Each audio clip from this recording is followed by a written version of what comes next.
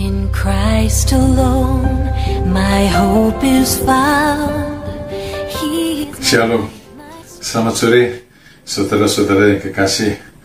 Hari ini saya ingin berbicara tentang hati dan mulut itu satu kesatuan.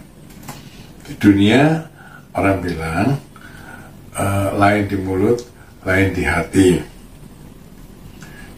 Tapi dalam Alkitab Tuhan Yesus bilang orang yang baik mengeluarkan barang yang baik dari perbendaharaan hatinya yang baik, dan orang yang jahat mengeluarkan barang yang jahat dari perbendaharaannya yang jahat, karena yang diucapkan mulutnya meluap dari hatinya. Lukas 6 ayat 45. Dengan kata lain, singkatnya Tuhan Yesus bilang hati dan mulut itu satu kesatuan. Orang yang baik mengeluarkan barang yang baik dari perbendaharaan hati yang baik, perbuatannya baik. Tapi dalam ayat ini khusus Tuhan Yesus menyoroti tentang mulut. Ya. Perkataannya baik, perkataannya itu memberkati, perkataannya itu tujuannya untuk kebaikan orang lain. Antara lain, menghibur orang yang susah dengan penghiburan yang benar, dengan penghiburan yang sesuai firman Tuhan, perkataan yang menguatkan orang yang susah, perkataan yang mendidik, perkataan yang menasehati, perkataan yang menegur orang yang berdosa. Itu ya saudara-saudara, ini adalah perkataan yang sesuai dengan firman Tuhan. Dan semua orang suka, tapi ini adalah perintah Tuhan. Mulut itu harus dipakai sesuai dengan kehendak Tuhan, sesuai dengan firman Tuhan, kalau hatinya baik. Nah, tujuan perkataan orang yang hatinya baik adalah sesuai dengan yang ditulis dalam kitab suci, agar orang lain menjadi baik.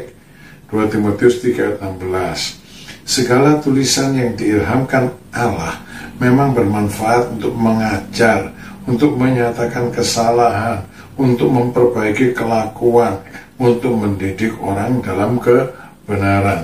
Ya, dan semua orang suka, saudara, dinyatakan kesalahannya, memperbaiki kelakuan ini, dinasihatkan, dididik dalam kebenaran. Tidak semua orang suka, saudara.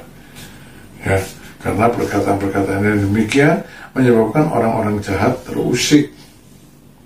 Tapi sebaliknya, perkataan yang seperti ini, yang sesuai dengan firman, perkataan yang berasal dari hati yang baik, hati yang dikuduskan oleh darah Tuhan Yesus, itu adalah perkataan yang menyatakan hikmat. Mulut orang benar mengucapkan hikmat, dan lidahnya mengatakan hukum. Nah, kalau kita mau punya mulut yang baik, minta Tuhan mengawasi mulut kita. Dalam Mazmur 141 ayat yang ketiga, awasilah mulutku ya Tuhan, berjagalah pada pintu bibirku, supaya kita bisa ngerem perkataan yang tidak-tidak, karena bagaimanapun juga hati kita tidak 100% baik, ada saja salahnya. Tapi kemudian Tuhan Yesus juga bilang begini, orang yang jahat mengeluarkan barang yang jahat dari perbendaharaannya yang jahat, karena yang diucapkan mulutnya meluap dari hatinya. Ya. Dalam Mazmur pasal 50 ayat 19, mulutmu kau biarkan mengucapkan yang jahat, dan pada lidahmu melekat tipu daya.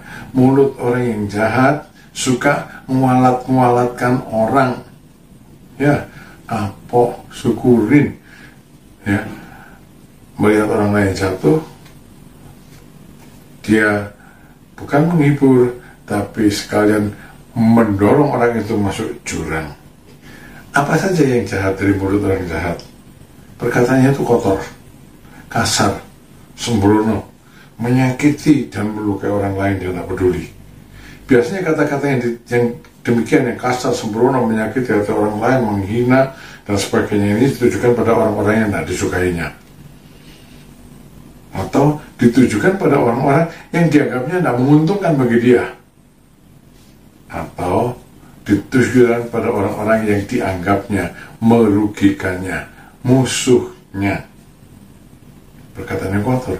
Atau hati yang jahat ini juga bisa mengeluarkan perkataan yang manis. Kenapa? Hati yang jahat itu culas, tidak tulus, munafik. Perkataannya sangat manis didengar, lemah lembut, merayu, penuh puji-pujian, ditujukan kepada lawan bicaranya, tapi dia punya maksud tertentu, menipu orang lain untuk keuntungan dirinya sendiri. Saudara-saudara, patut kita berpikir baik-baik sebelum berbicara, karena Tuhan Yesus bilang, ya, dari ucapanmu engkau dibenarkan, dari ucapanmu pula engkau dihukum. Tidak ada kata-kata yang sia-sia yang Tuhan biarkan. Tuhan akan menuntut pertanggungan jawab dari setiap perkataan yang kita ucapkan. Perkataan yang sia-sia kita harus bertanggung jawab. Perkataan yang kotor, yang sembrono, yang najis, yang munafik, Tuhan akan menuntut pertanggungan jawabnya. Karena itu saudara, sebagai orang tebusan Tuhan, sebagai orang yang dikuduskan oleh Tuhan, hati kita kudus. Kiranya dari hati yang kudus ini juga meluap dari mulut kita perkataan-perkataan yang baik, yang memberkati orang lain, yang memuliakan Tuhan. Terima kasih sudah mengikuti renungan senja ini sampai akhir. Tuhan memberkati saudara. Amin.